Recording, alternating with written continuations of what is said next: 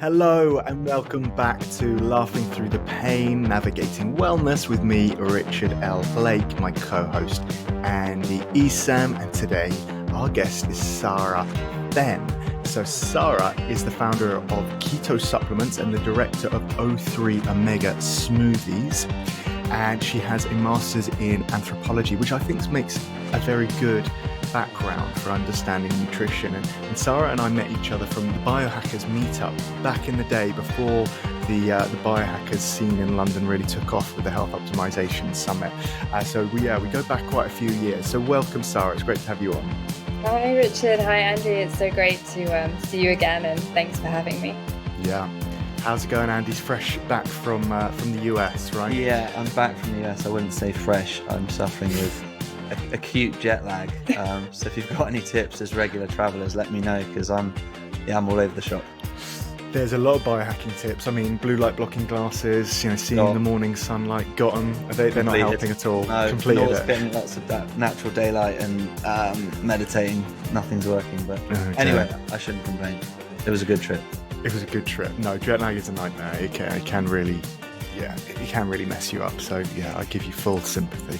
There you go. Have you tried melatonin at all? I actually have. Yeah. It's that's the only thing that's starting to take shape. So, melatonin. Yeah, melatonin's a good one for sure. Unfortunately, it's illegal in the UK, isn't it? So you have to smuggle it over. You do. Stock up every time you go to the US. That's what I do. But if I take it more than 3 days in a row and I only use it in exceptional circumstances, I can't go to sleep on my own afterwards. And I noticed also that it sometimes flattens my mood out the next day. It's a weird thing. So I think it's something, maybe we don't have enough studies on supplementing with it, but it does something dodgy, I think. Definitely. Yeah. It's good to use it in emergencies, but I wouldn't say have it regularly. Okay. Yeah.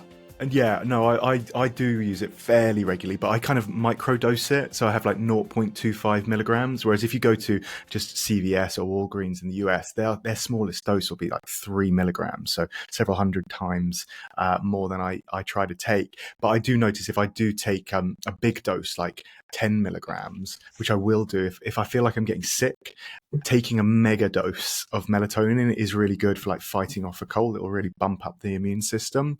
But then the next day I'm very slow, even slower than normal. So verbal recall is slow, and I just don't have that same level of energy. So if I have an important meeting the next day doing a podcast, I will skip the melatonin. But do you know John Lawrence, Sarah? He's always hanging out with Ben Greenfield. He's a kind of chiropractor. No, I don't actually. No. He's an interesting guy. I met him at this Runga event down in Austin. But he does all sorts of things with, like, he just injected Ben Greenfield's prostate with methylene blue, which is very experimental. But he has melatonin suppositories with like 150 milligrams of melatonin, which he uses for like healing people, for like healing chronic illnesses, for dealing with cancer, for all sorts of things. And he's written this book called like The Melatonin Miracle, but he's going hard on the melatonin. I feel like that would put someone in a coma. Yeah. If you had that much. I have used it. Yeah. There's also the guinea pig studies, though, where it shrinks the gonads of guinea pigs. Ooh. Because it mimics winter. So because you produce more melatonin in the winter normally, and you're more likely that they are, because they're seasonal creatures, more likely to hibernate in the winter, and they don't need their balls as much. So, oh God. I'd be careful, guys, taking melatonin. Okay, right. I'm going to rethink my 150 milligrams of melatonin. I know Huberman has talked about it, mentioned it a few times. I think, yeah. Yes. Yeah, I know he's not a fan, but I'm okay. I'm gonna be more cautious with my melatonin. So, thanks for that, Sarah. So Sarah, you are really an expert in ketosis, having founded this keto supplements company. So just for our new listeners or people who aren't familiar with this type of thing, what is ketosis? So ketosis is a metabolic state in which you're burning fat for energy instead of sugar from carbohydrates in the form of glucose. So we all have the ability to burn either ketones or glucose for energy. The ketones are from fat, so when we're metabolizing either fat cells that we've eaten or fat cells in our body, and glucose would be from carbohydrates or sugar. all human babies are born in ketosis because the reason being is that they've got layers and layers of fats around. They were like the fattest mammals that are born. And that is, if they can't get food from their mother's breast milk, the only way they can survive is through metabolizing the fat cells on their body into energy. And fat cells convert to ketones. So it's a really essential form of energy. And as humans, we need the ability to burn both fat and sugar at different times, depending on the season, depending on what's available to us. And it really gives us the ability to survive through a famine and hunting periods. So for example, if you can't eat for a while or you've got to hunt first, you've got the ability to use your fat for energy instead. And the beauty of ketosis is that instead of getting hangry, so when you eat sugar and carbohydrates all the time, you have a lot of fluctuations with your blood sugar levels. That means that the supply of energy to your brain isn't always as much as you need, which can make you moody, hangry, give you brain fog, and then in more extreme circumstances could cause migraines, anxiety, and epilepsy, seizures as well. So it's very, depending on how susceptible you are to the energy fluctuations in the brain, you might need to be very, very careful about how you're supplying energy to the brain. And sugar will increase energy levels like sugar in the bloodstream, but then you'll release a lot of insulin and then you can have a sugar crash as well. Whereas when you eat fat, it doesn't impact your blood sugar levels. Therefore, you don't secrete insulin, and then you have stable energy levels throughout the day for your brain and your body. If our ancestors needed to hunt, they could think sharper and go for longer, because ketones are a clean burning energy. They're a very efficient source of fuel, but they last a long time and burn slowly, whereas glucose is very instant if you need to run away from something quickly. So that's why a lot of biohackers and health optimizers use ketones for focus, because it gives you incredible focus and is amazing for endurance exercise, because you continually have a slow burning energy. And when you finish burning the ketones, say from the MCT oil that you had, or the butter or the coconut oil, you can then switch to burning your fat cells. So basically your body fat into ketones for energy. Whereas if you're an endurance athlete and you're based on sugar and carbohydrates, they're the ones who need to keep eating jelly beans continuously to prevent bonking, which they'll do anyway. I mean, so that's what ketosis is in a nutshell, is burning fat for energy, which we were born to do, and we have the ability to do both. So it's not ketosis is always right. Having sugar and glucose is wrong. We can do both, and we should do both and flex in and out of both states, because that in nature in the past, that's what we've always done and how we've evolved. And sorry, so the keto diet then, can you explain a little bit about what that entails? Sure. So that was kind of the metabolic state of ketosis. Being in a ketogenic diet means you're eating in such a way that induces you to use ketones for energy instead of glucose. And that can be eating a very high fat diet. So a traditional ketogenic diet was originally invented for children with epilepsy who were non-responsive to the medication. And they had to have at least 80% fat, 10 to 15% protein, 5% carbohydrates maximum. And the reason it's so low in protein is because when you eat too much protein, we can convert it into sugar through a process called gluconeogenesis. So if you're on a ketogenic diet, you actually want to keep your protein quite low so you don't start converting it into sugar. And the ketones feed the brain, provide stable energy, and they're less likely to have a seizure. So that's the ketogenic diet in its traditional form. People can get into ketosis also through fasting, through extended periods of fasting, through endurance exercise, as long as they don't keep eating jelly beans, and through an Atkins or a low carbohydrate diet as well. As long as you're using some of the glucose that you're eating first, then you start metabolizing fats. You can get into ketosis as well. So you could do a kind of, what most people do on a ketogenic diet isn't a strict ketogenic diet because it's so hard to actually achieve it. They probably have about 60% fat, 20 to 30% protein, and then the remainder carbohydrates. And the rest, but at a caloric deficit. So the rest of the fat actually comes from their body fat stores, because the keto diet is very famous for, it helps you burn body fat so people can lose weight very quickly compared to being on carbohydrates. So is it a mechanism to lose weight then, or is it a kind of something that could be sustainable? And it's it's famous, like it's become famous as such for its weight loss capabilities, especially in a world when people mainline sugar and carbohydrates and processed sugars in particular. If you suddenly take all that crap out, of course you'll lose weight. But the benefits are so myriad, they go way beyond weight loss. That's kind of a superficial benefit. Really, it is brain health in particular, because our brain cells love ketones, and Dr. Palmute has shown studies where brain cells prefer ketones over glucose by 25%. So when brain cells have the option of both, they go for ketones first. And ketones don't produce as many free radicals as and reactive oxygen species as glucose. So it's a very clean burning fuel. When you've got less reactive oxygen species that you're creating through the process of using energy, then you are causing less oxidation. Oxidation, if you kind of catalyze it, then will damage cells and DNA, and that can lead to problems later on. So you're maintaining health and longevity at the same time. And that's only in the brain cells, whereas actually it impacts the whole body. When you're in ketosis, you're burning clean energy, you're reducing inflammation and reducing oxidation and giving your body a better chance to heal.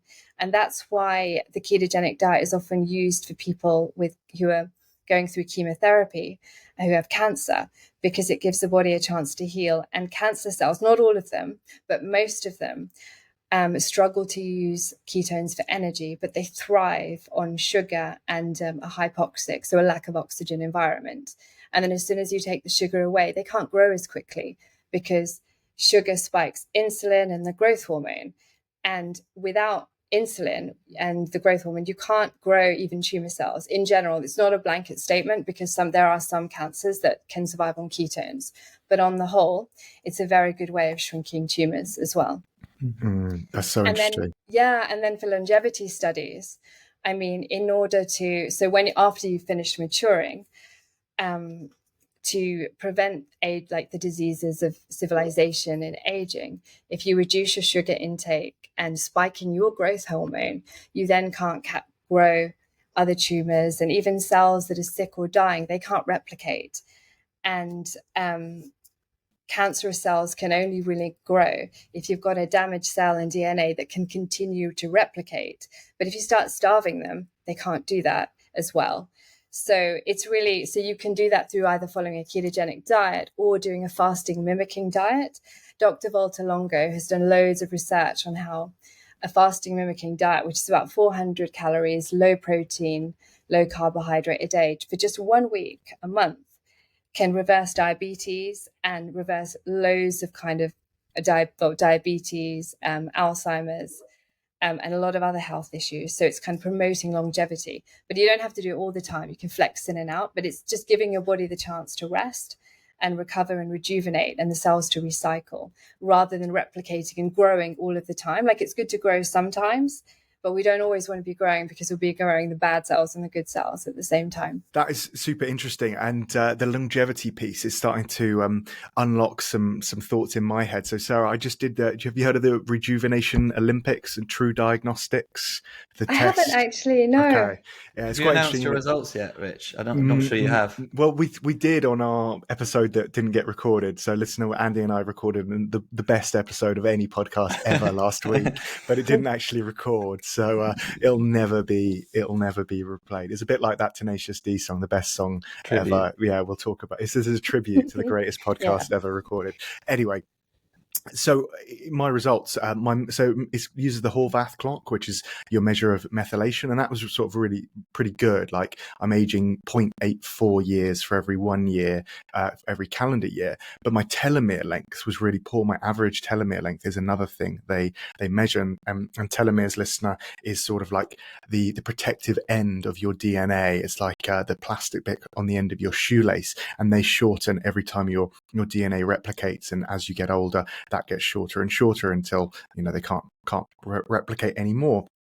But I eat a lot of sugar, Sarah. I'm sorry. I have I still have a very sweet tooth, and I'm thinking that might be the reason for my such short telomeres. So on that, who are the types of people that really should be doing ketosis? So, and this is when I guess my background in anthropology comes in, because it gave me a really ancestral perspective on diets. Originally, back in 2017, when I set up keto, I was like, hardcore, must do keto 100%. And then I'm half Pakistani, half Irish. And so my Irish background, obviously, they would have had, way back, the ancestors, they would only have eaten really fatty meat, really, and a lot of seafood and leafy greens. And yet my Pakistani ancestors would have eaten a lot more vegetables and fruits in season. And it would have been more carbohydrate based, the diet.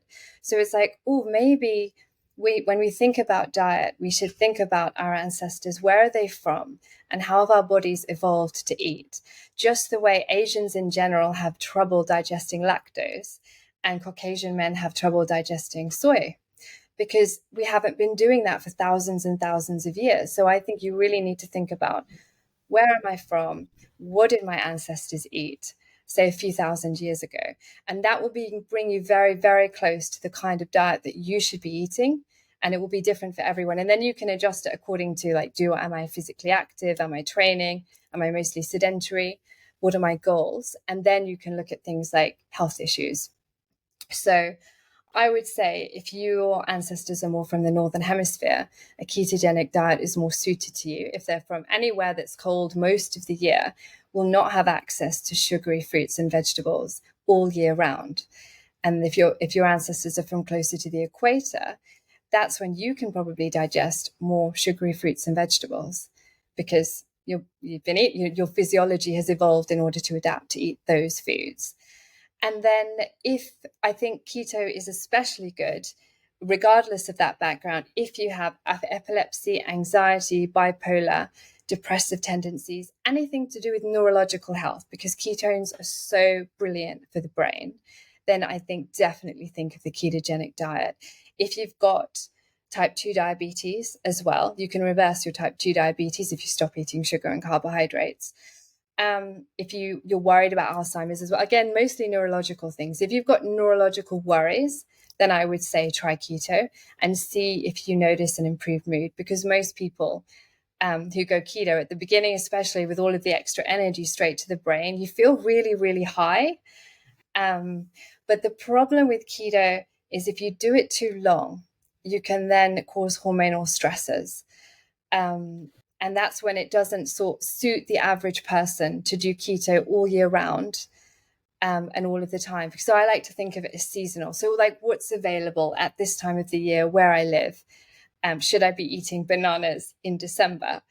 It's thinking about, and that's not just good for your health, it's good for the environment as well. Should be shipping like fruits from 7,000 miles away. Does that make any sense? And eat things out of season. It doesn't. And it's probably your body is thinking, just like the circadian rhythm, it's like having a coffee at nighttime. Eating bananas in the winter doesn't make any sense. So I think we think circadian. If you want to focus really well in the morning, and this is what I do. In the morning, I'm keto if I'm working, so I can focus and concentrate. If I eat sugar in the morning, I'm a disaster. So I'm not going to do it. But if I want to sleep well, then I'm going to have some root vegetables and sweet potato and pumpkin, any other potato. I think, root veg is a great thing. I would generally stay away from grains because they're highly inflammatory and I always put on weight when I eat gluten. So it's kind of working out what works for you, but it'll be different for everyone. But I think think about circadian rhythms, eating for the energy that you need at the time of the day and the outcome that you want. So if you love your sugar, have it later. Or like pre-workout, so at least you can use it quickly so it doesn't sit in your body and become poisonous in your body. If you're going to be exercising, it's kind of fine because you're going to release it quickly, but otherwise stay as natural as possible. I would say. So the kind of short-termist nature of this diet, am I to take from that you would see results straight away? If I suddenly switch to keto tomorrow, for example, when would I start to feel the benefits, I suppose?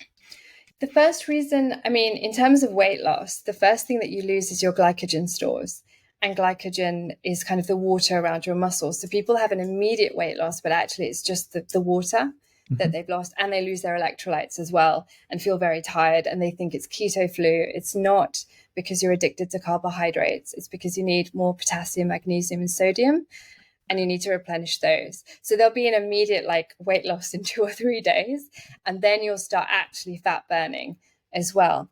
Usually, if you go straight from a sugar heavy diet to a ketogenic diet without a soft transition, you probably feel quite tired at the beginning because you're retraining your body to use a source of fuel that you haven't used possibly since you were born. So it's a retraining of the metabolism to say, yes, you can use fats again. That usually takes about 2 weeks. If you go from paleo to keto, it's a lot easier. So it depends where you start, your starting point. And then in terms of weight loss, you can maintain it if you do most days keto, say 5 days a week keto and 2 days a week not keto, but not obviously eating loads of junk. And then your weight loss will continue. If you just go strict keto, you'll get to a point where you plateau. And then if you're female, you might have hormonal issues, like your periods could stop because we need carbohydrates for progesterone production. So it actually, keto suits men better than it suits women long term. From anecdotes, like from what I've been told by clients and other people, the women, they'll start having hormonal problems if they do keto too long. So I would say be cyclical with it, play with it, do keto in the morning and then have more carbohydrates in the evening, or be more ketogenic in the winter, which is a very natural time for us to be ketogenic if we're in the UK. If you're in California, it'd be different. But just be really seasonal and circadian in the approach, and also listen to your body. And people, sometimes they expect to be told what to eat at all times, but you have to listen to what you need at certain times as well, and be intuitive with your eating, because there's a reason that we're craving something. And if we're not addicted to sugar or caffeine and if you cut the addictions out and then think about what does my body actually need, what am I drawn to, and go with that. And then I think you'll just take yourself closer to health. Yeah. And then on the menstrual cycle stuff, is there like a better time of the month for a woman to do keto and a time to avoid doing keto?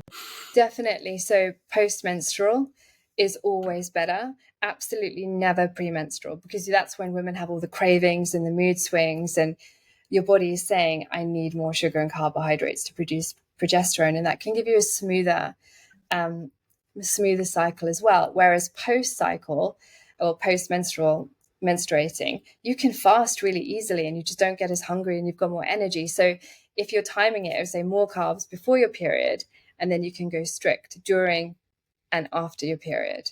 And that's the way I would do it. But never try and fast before your period, because it's hard. Life is hard anyway. You don't want to make it hard. Yeah, definitely. I was also interested, my specialty is psychology, that ketosis can be good for anxiety and depression. So how does that work? So this goes back to supplying the brain with a stable source of energy. So the problem with sugar here, particularly with anxiety and stress, is that you have sugar, your blood sugar levels increase, you get loads of sugar to the brain, then you release lots of insulin to rebalance the blood sugar levels, and then you have a depletion of energy in the brain as your body tries to kind of achieve homeostasis. So you've then got fluctuations, high energy levels, low energy levels, and that is, for your brain cells, it's like that. Literally, you've got a complete zigzag fluctuating, which for anyone is going to cause weird mood swings, whether you have susceptibilities or not.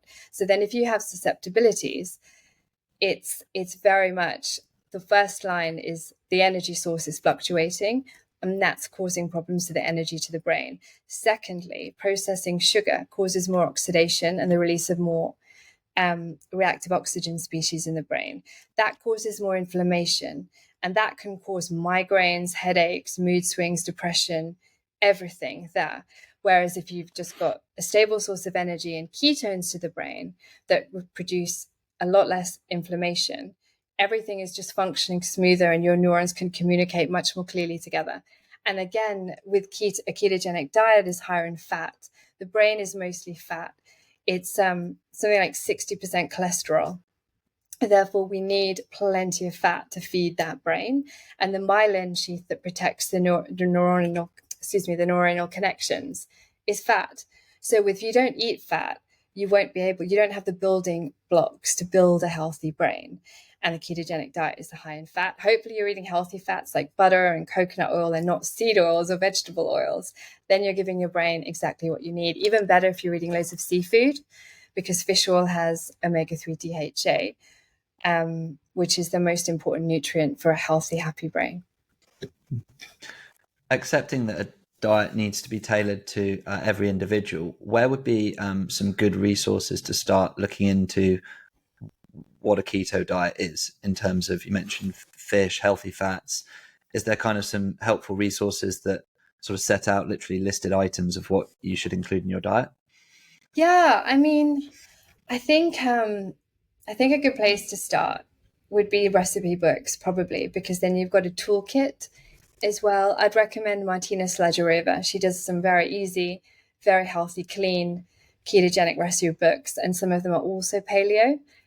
So I think it would be good, because you can get so much stuff on the internet and you don't know if it's verified or not. It could be written by anybody.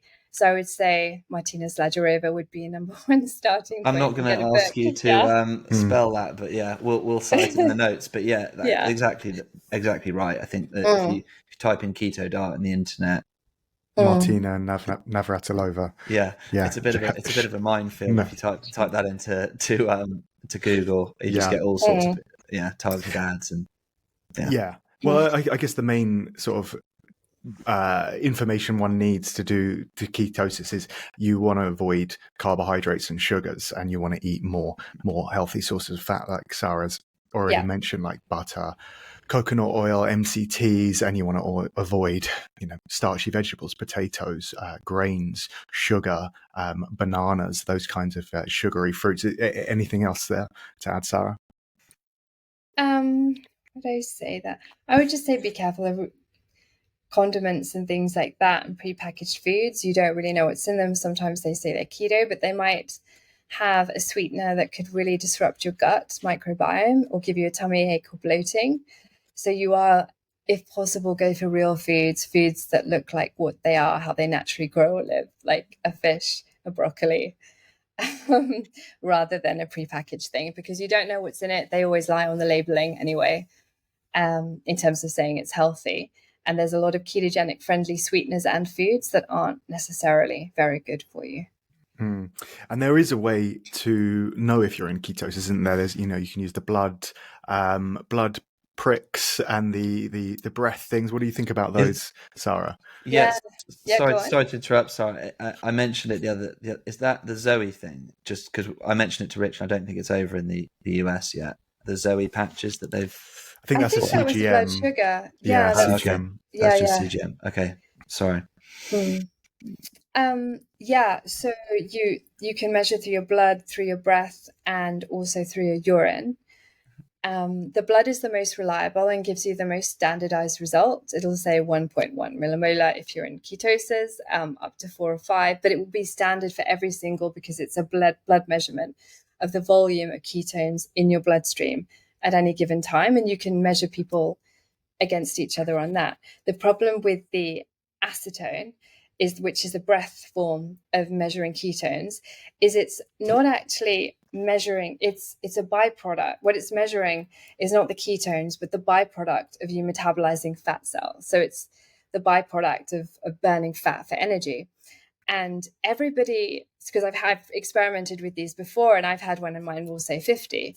And I'll be like, I don't know what that means. And I'll look on the website and it's like, you have to figure out your own. Like, okay. And then my partner will do it and it will say 10 or 100. And then we'll do a blood measurement, and they don't correlate at all. They're different. So it's very difficult. When you use one of those, they work very well for someone with epilepsy, because it's showing actually what do they metabolize them in terms of their own blood like how much fat are they actually burning for energy and then supplying their brain with energy. But it doesn't tell you how much is in your system as such, and you can't compare one person to the other. But with the blood monitor, you can. The urine strips are probably the least reliable, because when you first go into keto, they only show you the excess ketones, so what you're excreting. So you could be in ketosis, but they don't show in your wee, because you're utilizing all of them, and therefore there's no excess. And at the beginning, when people start a ketogenic diet and they burn lots of ketones, we're very inefficient at the beginning. We'll just burn loads of ketones. We'll go really high on the scale and everyone's really happy that they're burning loads of ketones, but it doesn't, all it means is that you're an inefficient producer of ketones and there's a lot of waste. And then the longer you do the ketogenic diet, the less they show up on the urine sticks, because you've become more efficient at how much you produce for your body that you need, and you excrete fewer.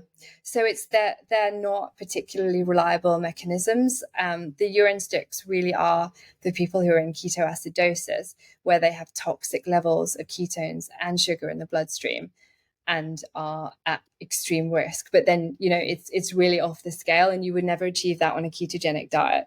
It's something that people, they get confused. Ketosis is generally a healthy state to be in, and you'd be in between 1 and 5 millimolar of ketones. Ketoacidosis is something like above 18, which is impossible to achieve on a ketogenic diet. Something has to be going wrong because you're not producing any insulin to take down the glucose and the ketones in the bloodstream. So normally only type 1 diabetic people would ever be at risk of that. Yeah, I can remember listening to Dave Asprey, and he was really defensive because he did a blood ketone measurement and his blood ketones were really low.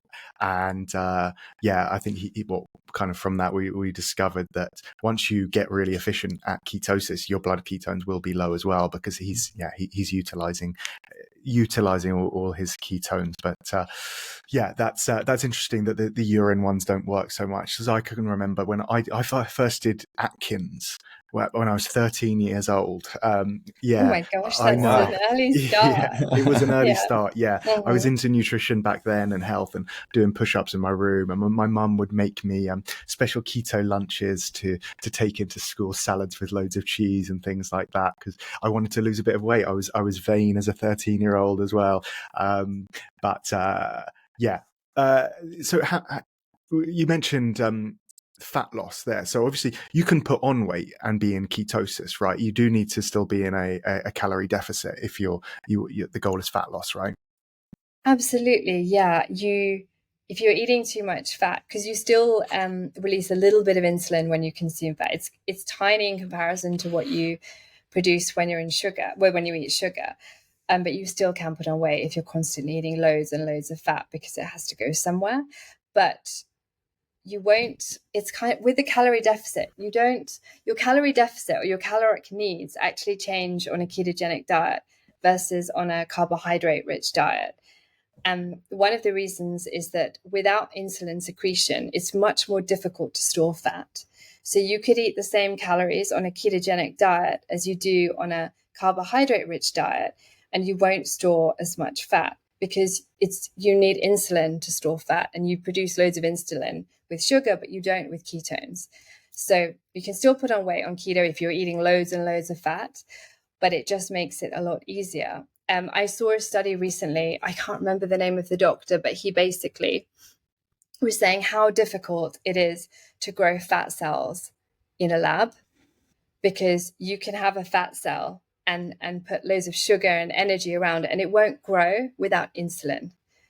So the only way really to store fat quickly or efficiently is to have insulin present, and the insulin is normally only released if you intake sugar and carbohydrates. So that's one of the beauties of the ketogenic diet. It's not so much about what you're eating, it's about the hormonal effect. You're not producing as much insulin, therefore it's impossible to store as much fat, compared to people who are mainlining sugar at all times. They become fat storing machines, because it's sugar, and loads of insulin to take the toxic sugar levels out of the bloodstream into the cell. And that's how people get very fat, because of insulin. So it's more hormonal hacking than anything than caloric hacking or reducing calories. Okay. And with the mention of Atkins, a lot of people say that Atkins died of a heart attack because he was eating too much fat, but actually he slipped and fell on ice and had a traumatic brain injury. But there is still that kind of myth that if you eat too much fat, it's you'll block your arteries and things like that. Can you tell us a little bit more about those myths?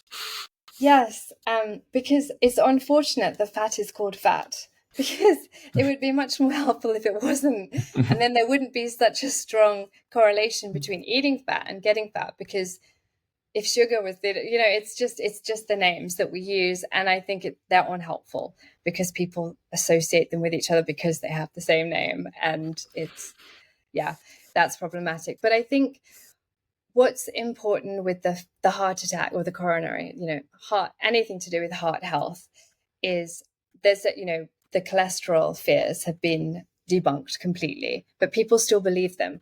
And the issue with cholesterol is that when you consume a lot of oxidized ingredients like processed foods and oxidized seed oils and a lot of processed sugar, they release reactive oxygen species into your arteries and they cause oxidation.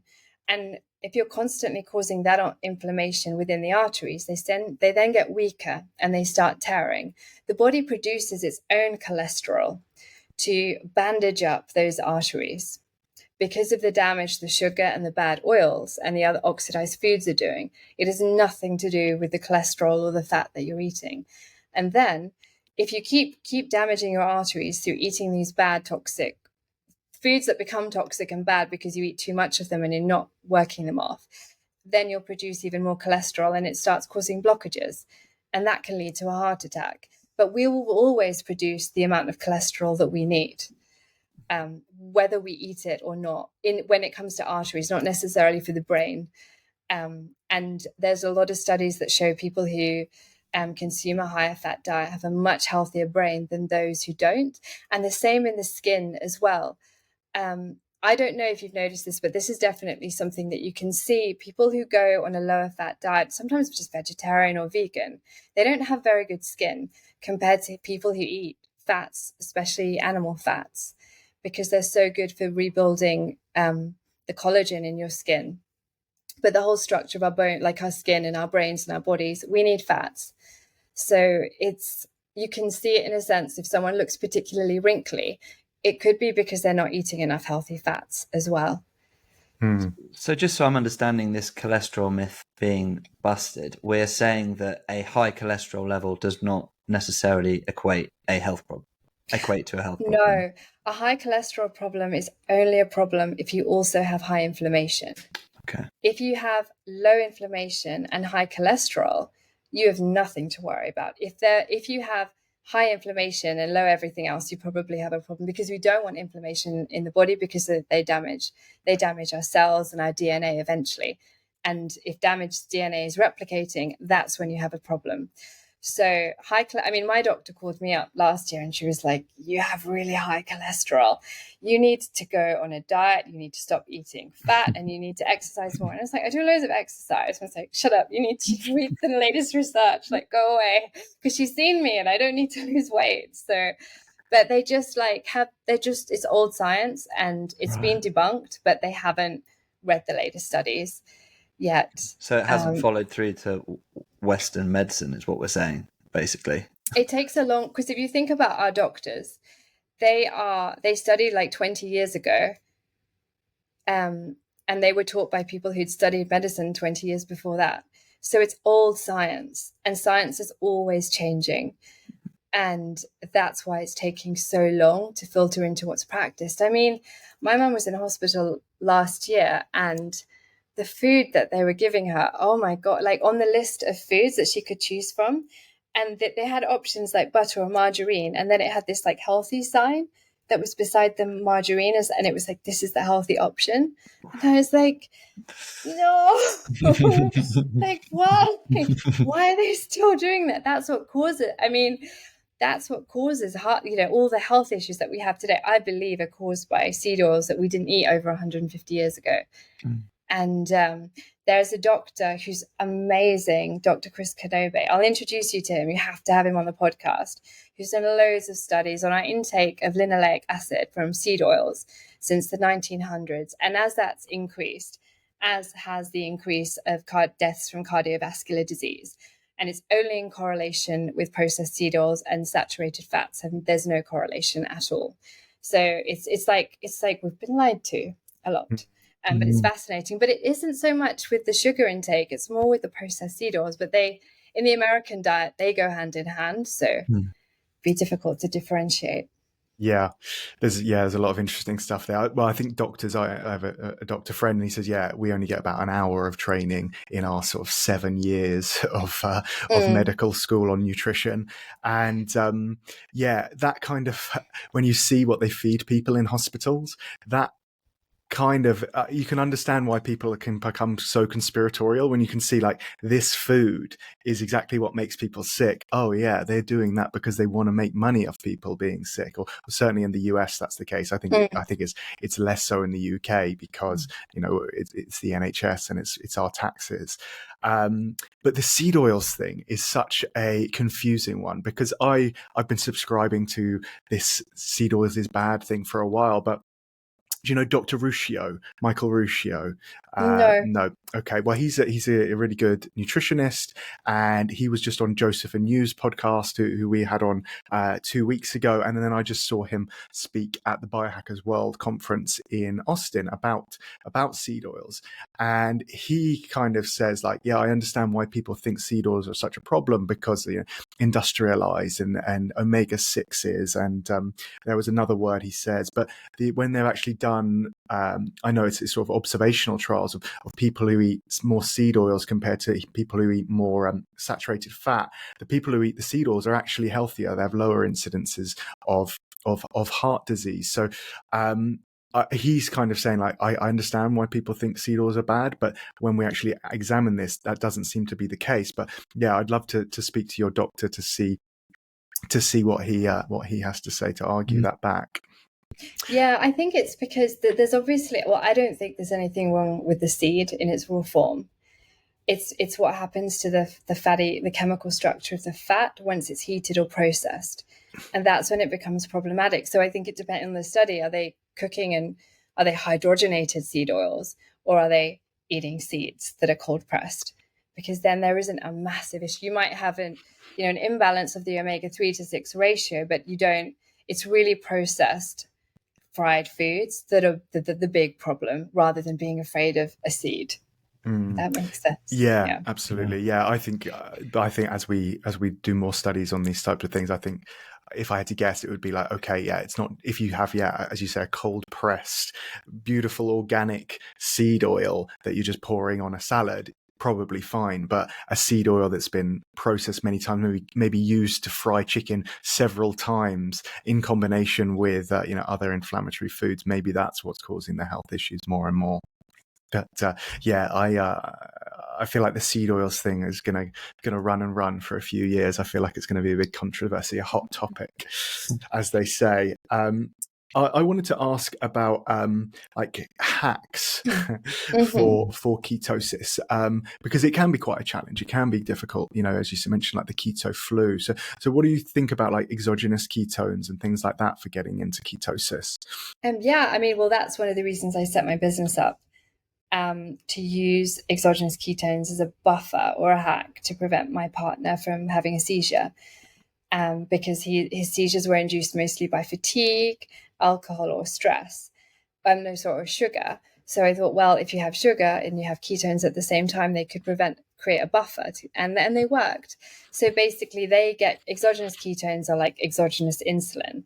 They put ketones straight into your body. You don't have to produce them internally, and they'll put ketones straight into your bloodstream, and they'll go straight to your brain and the body and anywhere that they need to go.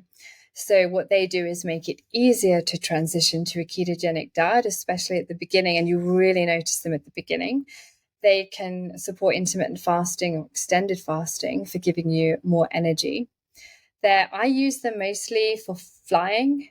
If I don't want to eat on a plane to hack jet lag, but I get hungry, I'll have ketones or a ketone powder or an ester, and that'll keep me going for the whole flight. So then once you're supposed to eat once you land in your destination at the right time where you are, and that just helps you match the new circadian rhythm. And they also reduce some of the inflammation that you'll be picking up while you're traveling.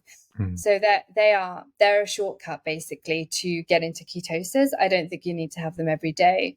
I think you have them when you're extra tired, when you need the extra electrolytes that they come with as well. If you're hungover, they help with that.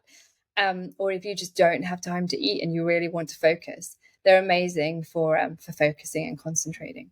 So these come in the form of powders, shakes, pills, that kind of thing. Yeah, I would tell anyone listening to stay away from anything that says keto pill. It's normally a scam. There's massive scams around. So avoid the pills and anything that promises weight loss, blah, blah, blah. Don't go for those. I would say go for a ketone powder. Real Ketones is a good brand. They're real. And then ketone esters. Juve Labs, Juvenescence do a brilliant ketone ester that actually tastes really good. So HVMN, they do a good ketone ester. It kind of tastes disgusting though. But they also have a product called, is it Human IQ, something Ketone IQ. That contains a ketone that actually is mostly alcohol. So if you're a health optimizer, I would stay away from that because you probably don't want to be consuming that level of alcohol for periods of focus because of the inflammation. It's strange that they're using, it's called 1,3-butanediol, which is an exogenous ketone, but it's mostly alcohol.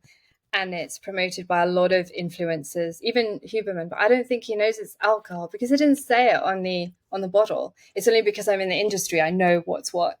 And that is like, I think each bottle is like half a shot of tequila. That's not very good for you if you're exercising. It's a lot of alcohol. It's not like a little bit of ethanol. So I would stay away from that. It's cheaper, and it will get you into ketosis, but it's going to cause toxicity with the alcohol in it. And possibly you could get drunk if you had too many of them. So Ketone IQ, the HVMN, is the one I take. I actually have a subscription to that. I don't think that one's the one with the alcohol on it, but I think it is. It's got 1,3-butanediol. So 1,3-butanediol is the one that makes you a little bit drunk, isn't it? So that's the hard ketones, yeah. So I've got those hard ketones as well, like the ginger mule ones, which is sort of deliberately to make you drunk, basically. Yeah. That's I've a good heard of one. that one, yeah. That's good. I mean, I like that stuff. And I've never tried that. Yeah, it tastes all right actually, and you do definitely get a little bit of a buzz. You feel like maybe you've had a drink or two. Yeah. But there is a little bit of a hangover with it the next day. Not like you feel sick, but certainly not as sharp as you might be. But the HVMN, I'm going to look into that to see. No, HVMN ketone is fine. It's the ketone IQ that is mostly 1,3-butanediol, which is an alcohol. Okay, well the HVMN, they've got a product called Ketone IQ as well. So maybe there's a different brand that's also doing Keto IQ. Maybe we'll look into this and put it in the show. I just checked it. It's definitely 1,3-butanediol. Okay, right. I might have to look into my subscription. Okay, so that's got 1,3-butanediol in it as well. Uh-oh. Okay. All right. Well, thank you for that, Sarah. I'm gonna you might want to cut that look into it. Okay. Yeah. Real Ketones is the one you recommend, though. I think Real Ketones for the powder, but it will give you a small amount of ketones. The one that I think is really, really good is a ketone diester by Juve Labs. That is amazing. Juve Labs. Juve Labs. Yeah. So it's JUVLABS. Okay. That's an amazing product. And so you have half a shot, and that doesn't have 1,3-butanediol in it. All right. Okay. Although they do a powder ketone that does have 1,3-butanediol. Okay. But the shot doesn't, and the shot is brilliant, and it also tastes amazing somehow compared to all the other esters that are out there. Okay, it's complicated, isn't it? Sorry for being just reassessing his life now. Yeah. Do you want to go through all your other subscriptions, Rich? Yeah, thank you. Okay, what else do we need to ask? CGMs, CGMs, continuous blood glucose monitors, are they good for measuring ketones, or is that more for something else? Well, CGMs are continuous glucose monitors, so that's for measuring your glucose. And even if you're measuring ketones, it's actually more important to measure your glucose levels because you want those to stay lower. And then you know that if your glucose levels are lower, you're more likely to be using ketones instead as well.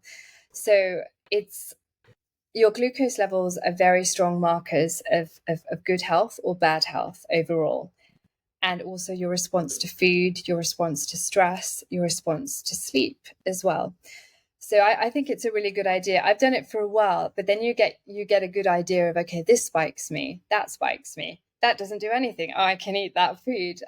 So I recommend it at the beginning. It's a really good way of seeing what you're sensitive to, but make sure you take into account your stress levels, your activity levels, and weightlifting exercise can really spike your blood sugar levels as well. So it's you just be very aware of the other influences outside of food when you're using a CGM. Cold showers, that really spiked mine whenever I use the CGMs. Yeah. What CGMs are available in the UK, Sarah? I don't know what it's called, actually. I know that you mentioned the Zoe one earlier, but before that, when I've used them, I've used the one that's normally prescribed by the NHS that you can also buy. I can't remember the brand. It's mostly for diabetics. Zoe has made them more mainstream. Yeah. But I've only used the one before that was... Okay, but it's widely available. Oh, yeah. Okay. You can get them anywhere, and you don't have to go through the doctor. That's why prescription. I always come across that problem where Rich is living in California and can probably order anything online. And then in the UK, it's kind of like slightly more restricted. Well, we can't even get melatonin for one. That's why I moved here, just so I could get more supplements. Get a subscription. Get a subscription to things I shouldn't be getting. The other thing, not the other thing, but Sara has a beautiful Australian Shepherd, which, as everyone knows, are the best dogs in the world. Yeah. And not for fuckboys. Did you know that?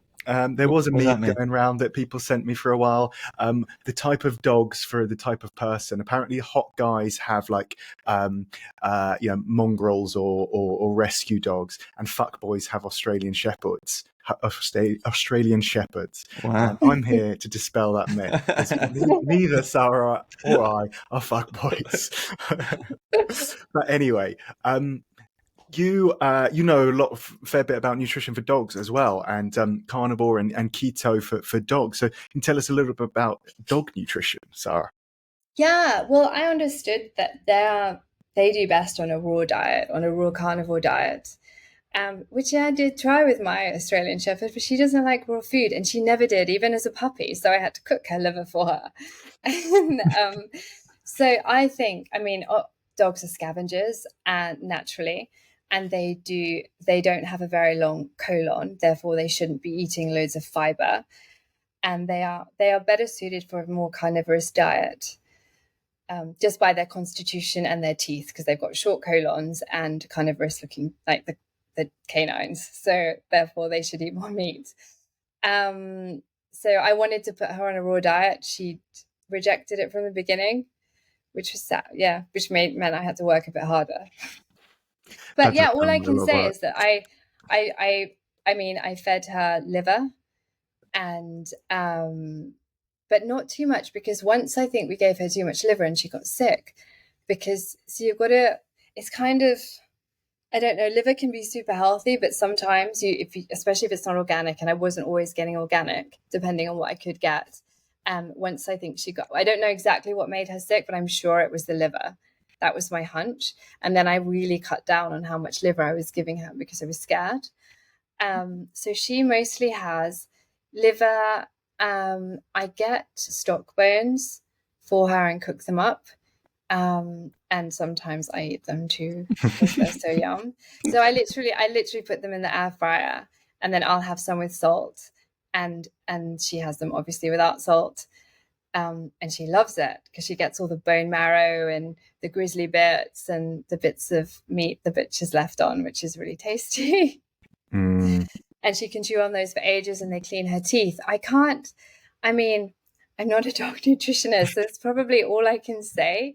I can't, though. I made one epic mistake once, which was my sister got me a keto birthday cake that had xylitol in it.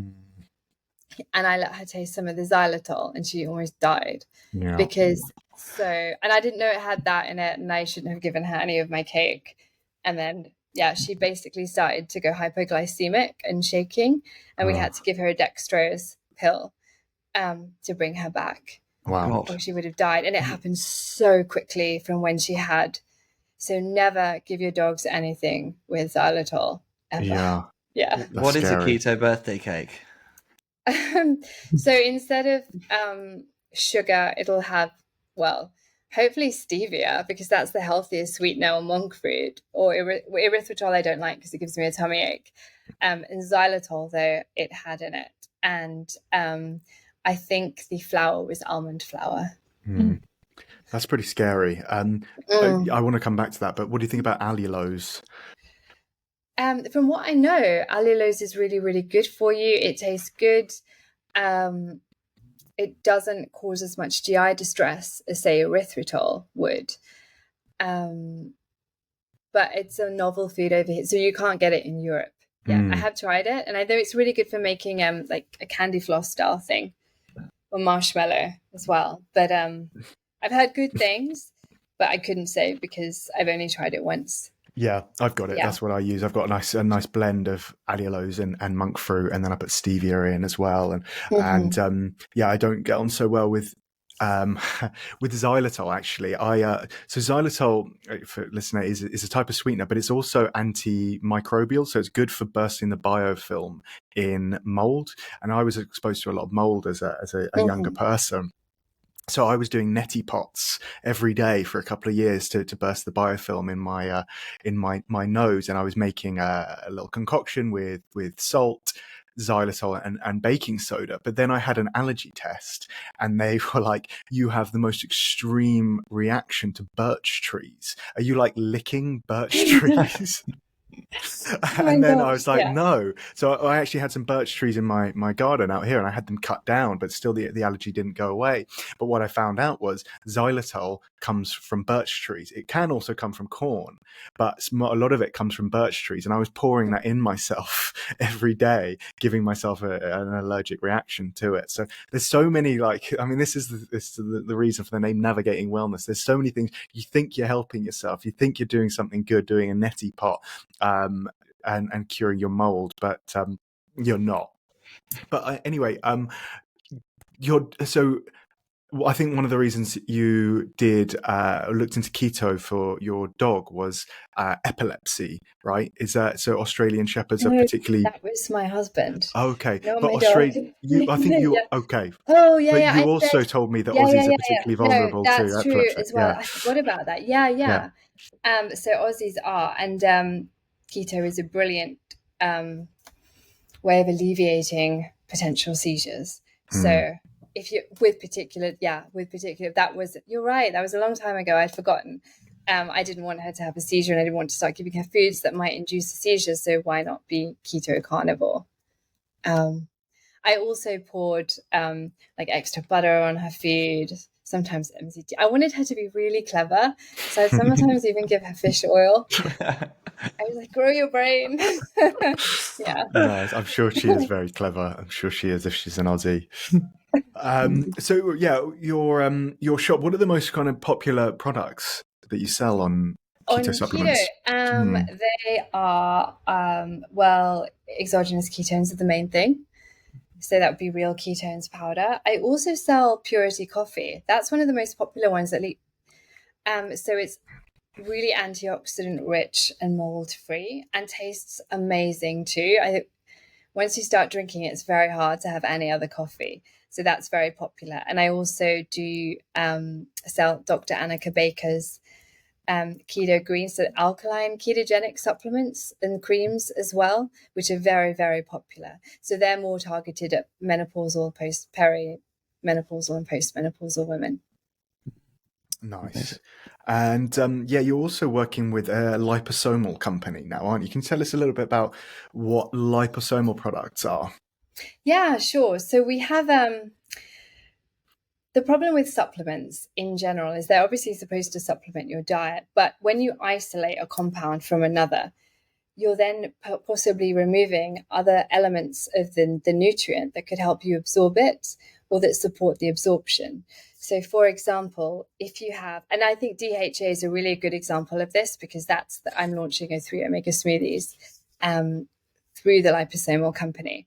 And that is, so if you have a supplement and it doesn't contain phospholipids, it may not be absorbed as well as if it does. So what the liposomes do is you'll blend the emulsion of nutrients, so say vitamin C and some fats, and you blend them, and then the liposomes self-assemble. So a liposome is on the outside, it'll be like there's hydrophobic and hydrophilic ends. So either they blend with water or they resist water. So if they're oil bound, and they protect. So you've got literally, you have a little circle, a sphere of fat, like a tiny, tiny lipid.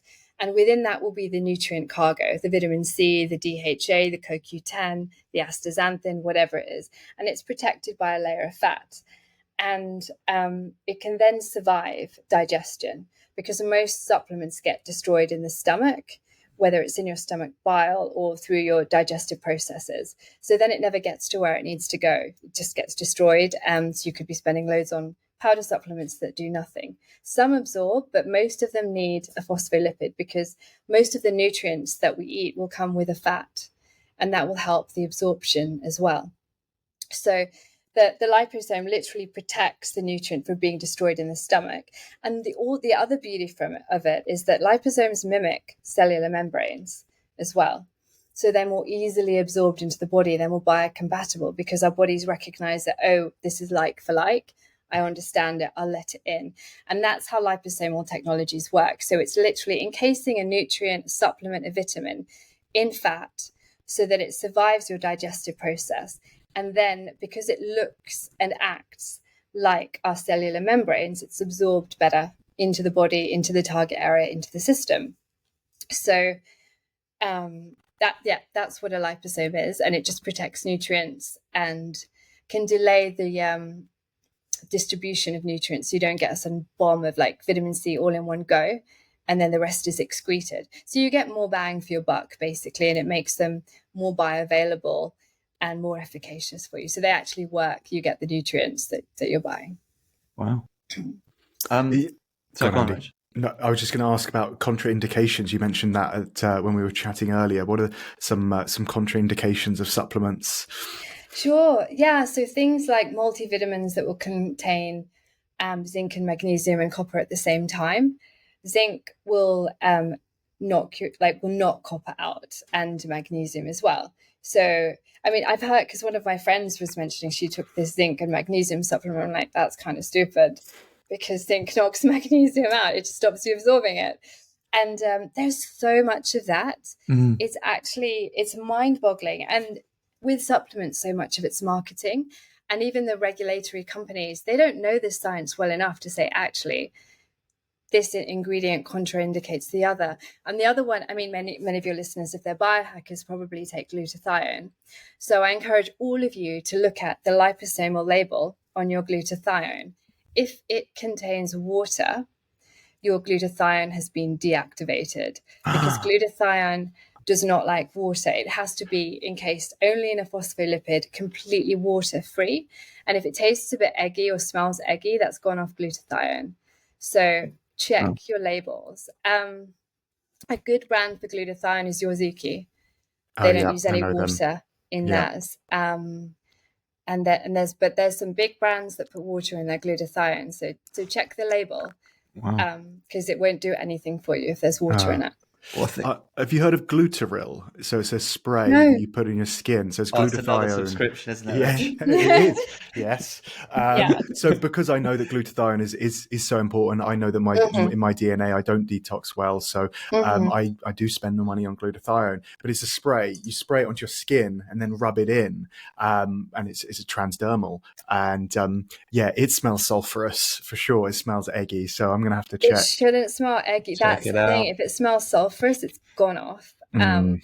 It's one of the first things I learned when I started working with the liposomal company, that there's so much people do that does absolutely nothing for you. The company is called Viren NutriBiosciences. If anyone wants to make their own supplements, they're amazingly fun team. Awesome. I feel like Sarah's saving you a lot of money on this call, Rich. Yeah. Cancelling a lot of subscriptions. Yeah. It's really interesting what you're saying about how because I think everyone's searching for the one supplement that you take in the morning that's just got everything in it, so you don't have to do all these different things during the day. So that's fascinating that some are actually kind of negating the good that's in the same pill. You mentioned, I think you mentioned omega smoothies, and you're moving into that space.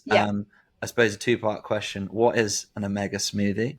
And what's your brand, and why are you putting your energy into that? Yeah, thank you. I think, well, since setting up keto originally with the interest in neurological health, so that was to avoid seizures, I'm still massively fascinated by brain health. I also did a project with, don't know if you know the Red Light Rising guys, James Strong, Brian Gull. We worked with 8 rugby players, ex-rugby players, to support them with their Alzheimer's and dementia, like early prognosis. And it was all like keto, but also DHA, which is a fatty acid that's essential for brain recovery and growing healthy brains, as well as for your eyes and heart. So with O3 omega, it's a liposomal O3 omega DHA supplement that is derived from algae.